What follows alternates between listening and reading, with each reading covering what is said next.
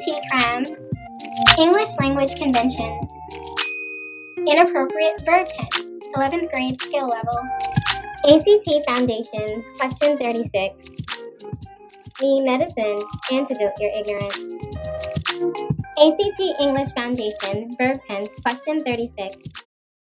Does the following text have an inappropriate shift in verb tense? If so, fix any verbs that don't match the tense of the verb in bold. On July 21st, 1969, Neil Armstrong became the first person to walk on the moon. After his first historic step on the lunar surface, he famously calls it a giant leap for mankind.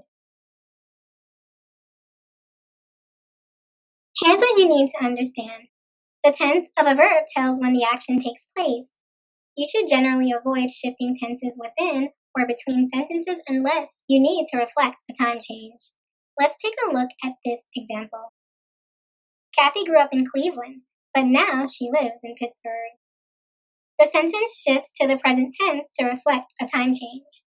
This is appropriate in this instance.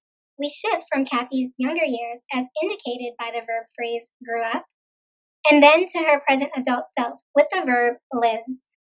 As I previously stated, this shift in tense is appropriate. Or check out this second example. Rachel grabbed the microphone and sings to the crowd. There is no need to reflect a time change, so both verbs should be in the same tense.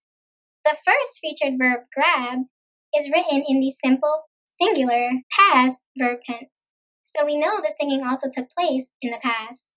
However, the second verb, sings, is written in the simple, singular, present verb tense. There is no need to reflect a time change. Both verbs should be in the same tense in this instance. Shifting the tense of the second verb to its present tense verb form is incorrect, because this creates inconsistency in the overall tense of the sentence. Change sings to its simple, singular, third person, past tense verb form to restore consistency. There you have it.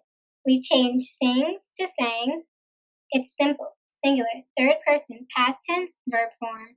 We have restored consistency in this sentence, and this new verb form is correct. However, you may shift tenses if you need to use the present tense to state a general truth. You may also shift to the present tense to discuss the nature or contents of an artistic work, such as a book, film, or painting. This use of the present tense is called the literary present tense. Let's take a look at this example of a general truth.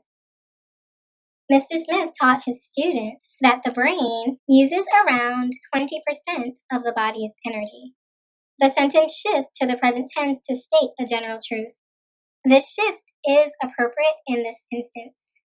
We shift from a lesson Mr. Smith gave in the past to a description of a biology fact that he shared during this lesson that is also a general truth.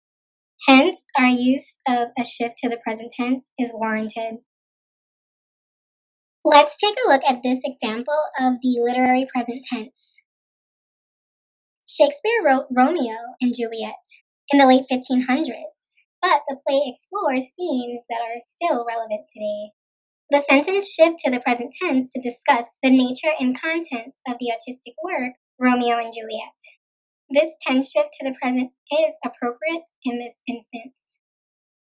Alright, back to the original question, now for the solution. Look at the verb in bold, became. It is in the past tense.